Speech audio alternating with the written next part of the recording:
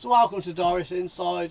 You've seen her on the videos. You've all seen her on the video, but I just thought I'd give you a little tour of the camper van in case you actually don't know anything about them. So I'm going to do the tour as though you know nothing about them. So if you know all about camper vans and this particular model, you probably won't find out anything you don't already know.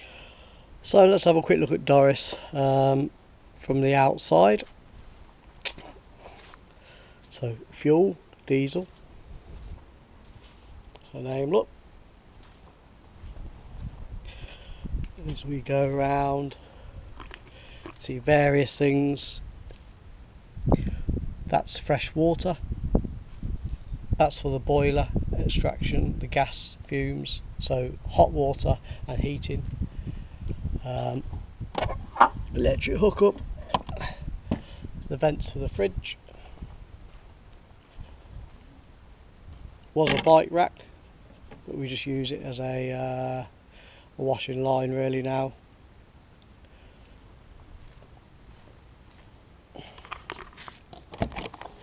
And loo. Now to fill this loo up, you have to put the water and the chemicals in the top. Some you don't have to, with this one you do. And that is about it for the outside really. There's not a lot else to tell you. Engine is a 1.9 Peugeot diesel turbo.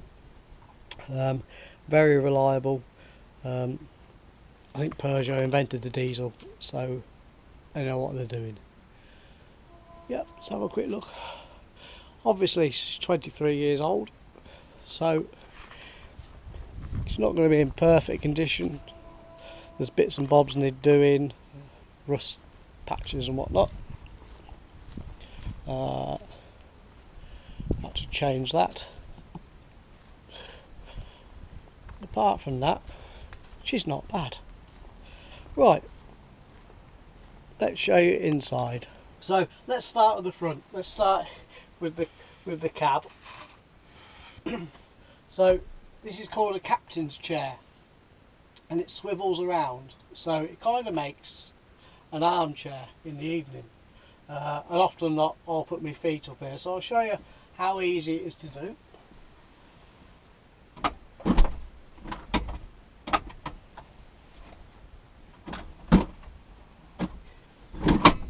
So that's it basically, and then in the evening you can chill out, put my feet up.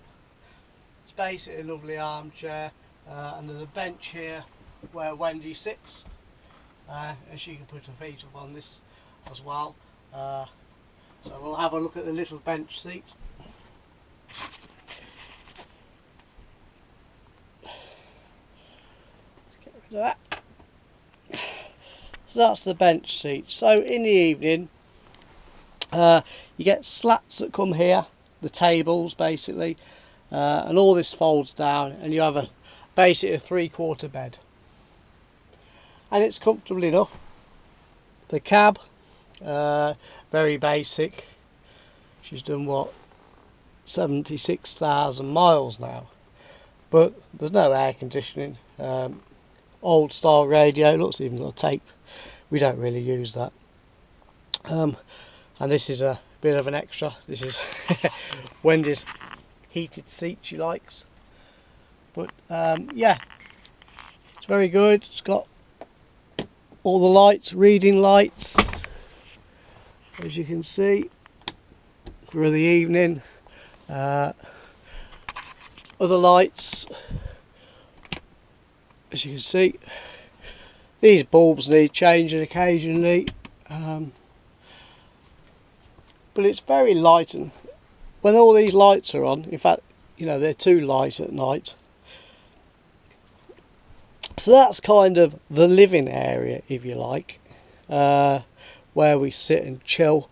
And you've seen on the videos when the bed's out, the dog likes to lie on the bed. We have her hooked up so she can't go anywhere. This is the wardrobe. As you can see, Wendy's put like a shelf system in here. And these boxes, that's like my tech box where I put my drone and cameras and stuff like that. And that's a bit of everything in there. But it's good enough, that's good enough. Store all pants and socks and pyjamas and stuff in there. The main storage is over the cab there, so that's where we put all of our clothes really. And as we come over here, that's the heating control. So the blown air heating control works on the gas. The gas is down here, as you can see. Gas locker there with 2 gas bottles. Obviously that's vented, like it's supposed to be. Under here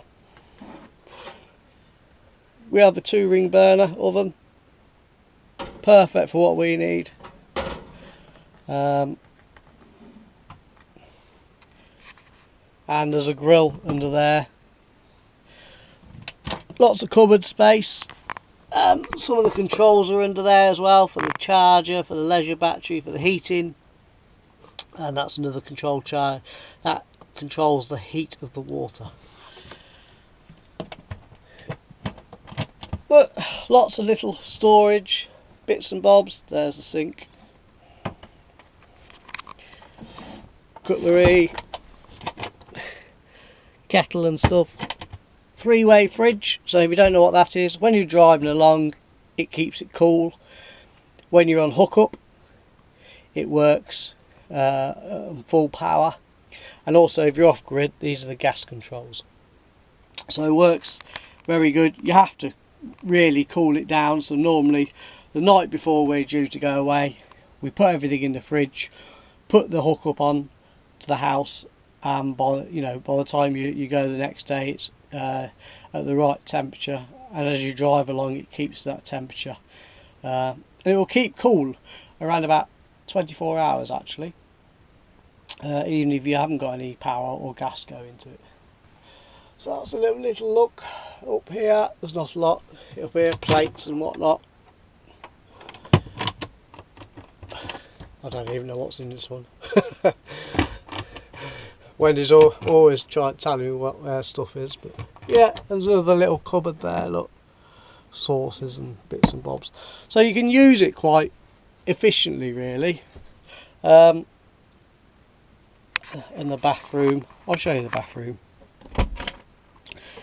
And again, this is one of Wendy's ideas, and this was a game changer, because look at all that storage. So we used that while we were away. It was brilliant, although it does kind of make the toilet even smaller. But it's, one of those things. Yeah, it's got everything really. Drop down sink. Let me just drop that down so you can see. There. There's a toilet, flush. Yeah, shower, look, hot shower. It's alright, I've used it, it's fine. I've used it a few times. Yeah, that's about it.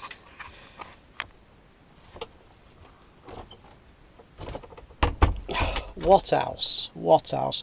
There are water tanks under the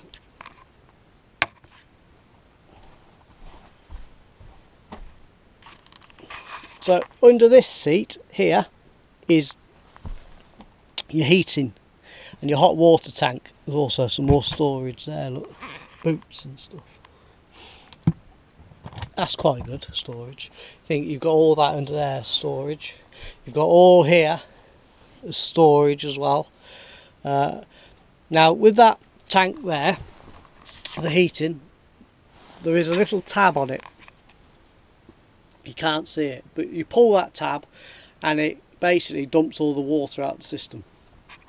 And you need to do that. Let me turn you around.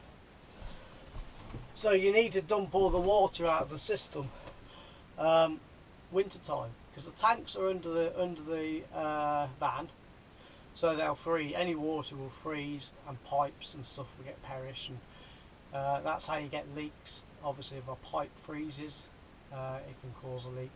So what we do winter time is dump all the water out of the heating system, dump all the water out of the whole of the tanks, the freshwater tank and what they call the grey water, which is your wastewater.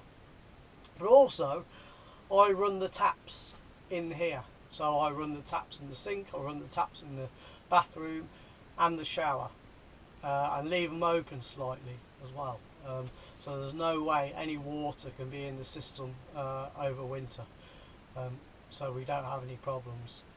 What else? Obviously costs and stuff. I don't think we're going to go into how much we paid for this, but costs so far of owning this camper van has been, we've had to have a new timing belt and pulleys, we had new back suspension struts, and we had new clutch. And apart from the normal service and MOTs, most of the time when we have an MOT we do need some welding done, because the sills on this particular van, on the model actually, tend to rot, so that's probably the only thing that every single one of these vans suffer from, it appears, is the sills. The engine's rock solid. Again, it won't win any races, but it got us around Scotland and it got us up some big hills and mountain passes and never missed a beat. So as long as you keep on top of that, on top of the maintenance and the service, and you won't really have a problem with it, to be honest. I think if you look after an engine and a vehicle, it kind of looks after you, and I've always kind of had that ethos about it, and it has. So yeah, that is Doris the camper van. I hope you enjoyed the little tour, and we are thinking about selling them as well.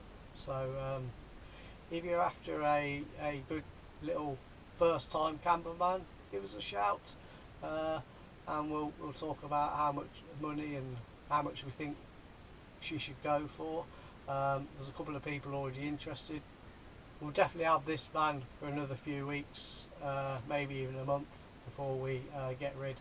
And the reason we're selling it is not because we're not pleased with it anyway, because we've actually been over the moon with it since we bought it. It's done everything we've asked of it. I mean, you can't get any more than asking it to go to Scotland and back, and we live in the Midlands. You know, 1,700 miles, not missed a beat. Now, no problems at all with anything in the camper van while we're away. But we just want a little bit more room, I guess. We've got a grandchild now, and eventually I guess he'll want to come away with us, so we just wanted a little bit more room for him, basically. So that's it really. It'll be a sad day when she goes, but ultimately someone else is going to have get to enjoy Doris, hopefully as much as we have. And look out for the rest of the videos on the NC500 in Scotland. Thank you for watching the videos and commenting. I hope you've enjoyed them. I think we're on part 3 now. There's possibly definitely part 4. I'm not sure about part 5, but we filmed that much. It's difficult to try and cram it all in. Usually takes me about 3-4 hours at least to do the editing, just for half an hour. So it's a process, but I enjoy the process. That's the main thing. Most of the time, there's been times I have swore it, but yes. So thanks for watching the channel, guys. I hope you're enjoying it, and I hope that you've enjoyed this little tour. Thank you very much. Take care.